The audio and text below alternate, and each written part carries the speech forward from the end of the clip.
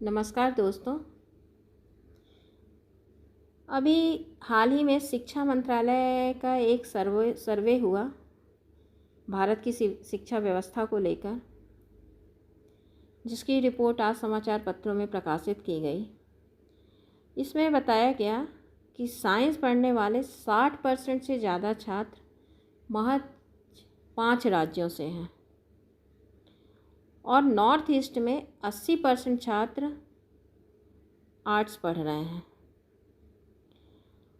आंध्रा, तेलंगाना, तमिलनाडु और यूपी जैसे राज्यों में 62 से लेकर 78% तक छात्र सिर्फ साइंस पढ़ रहे हैं, जबकि बंगाल में 14.6% छात्र साइंस पढ़ रहे हैं और पंजाब में 16.4% छात्र साइंस पढ़ रहे हैं। इसका मतलब बंगाल और पंजाब में बेहद कम छात्र साइंस स्ट्रीम लेते हैं। देश में केवल 3% छात्र ही वोकेशनल कोर्स कर रहे हैं। शिक्षा मंत्रालय ने देश भर के सभी बोर्ड्स के विश्लेषण में पाया है कि हायर सेकेंडरी स्तर पर राज्यों में साइंस, आर्ट्स और कॉमर्स स्ट्रीम के छात्रों का संतुलन ठीक नहीं है और यह असंतुलन रोजगार को भी प्रभावित कर रहा है।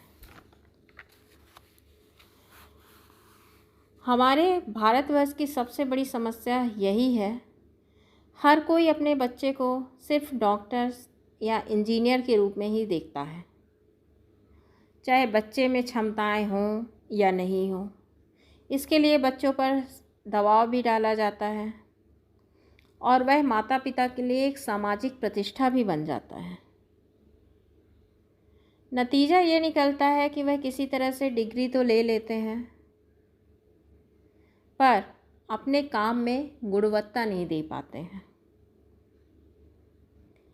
नई शिक्षा नीति में बार बार व्यावसायिक शिक्षा पर जोर दिया जाता है, पर उसको आज तक सारे भारतवर्ष में लागू नहीं किया जा सका है,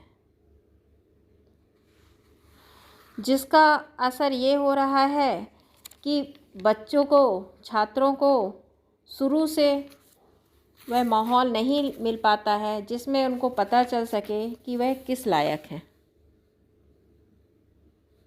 हमारे भारतवर्ष की एक सबसे बड़ी समस्या यह भी रही है कि यदि छात्र विज्ञान और गणित से पढ़ता है तो वह एक होशियार बच्चों की श्रेणी में आता है, पर यदि वह आर्ट्स लेता है तो वह कमज़ोर बच्चा समझा जाता है। ठीक है, लोगों को अपनी क्षमता के अनुसार ही अपना क्षेत्र चुनना चाहिए,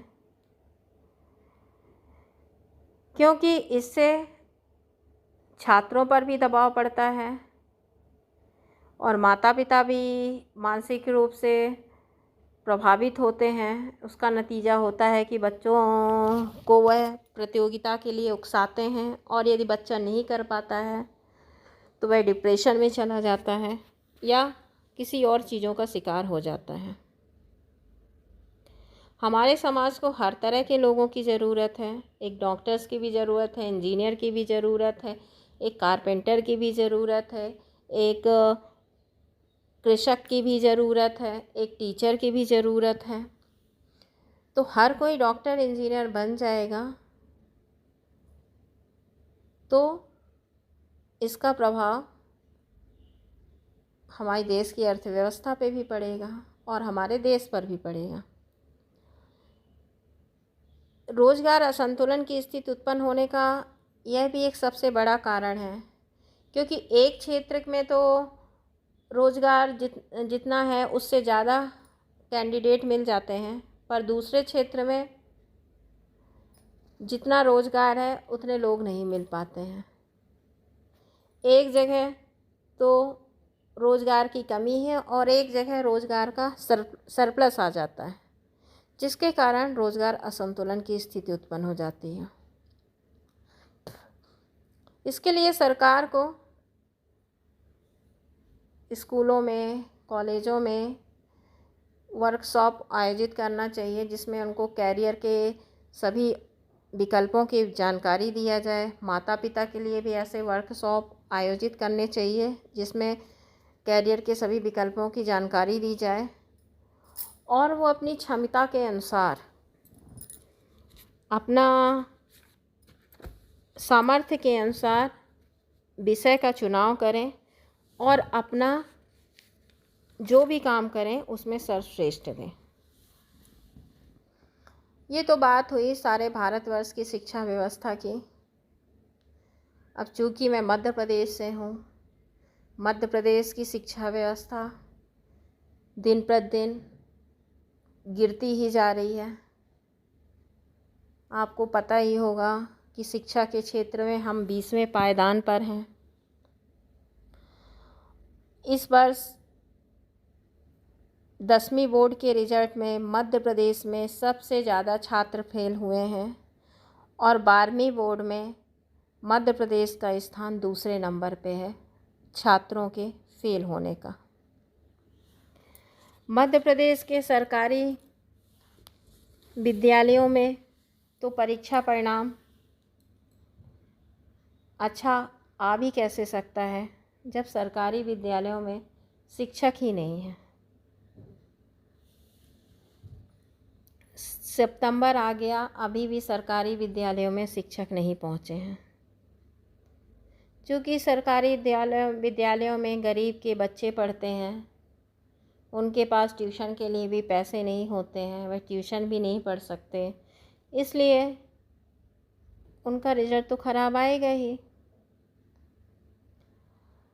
सरकार को शिक्षक भर्ती करनी नहीं है। सरकार के पास चयनित उम्मीदवार हैं जिनको इन्होंने वेटिंग में डाल दिया है, अति शिक्षकों से विद्यालयों को चला रहे हैं, तो अच्छा परीक्षा परिणाम कैसे मिलेगा। तो मुख्यमंत्री महोदय मध्य प्रदेश की शिक्षा व्यवस्था पर सुधार करिए, चयनित उम्मीदवारों का वेटिंग क्लियर करिए और मध्य प्रदेश की शिक्षा व्यवस्था को भी दुरुस्त कीजिए, नहीं तो शिक्षा व्यवस्था मध्य प्रदेश की दिन प्रतिदिन गिरती ही जाएगी। धन्यवाद।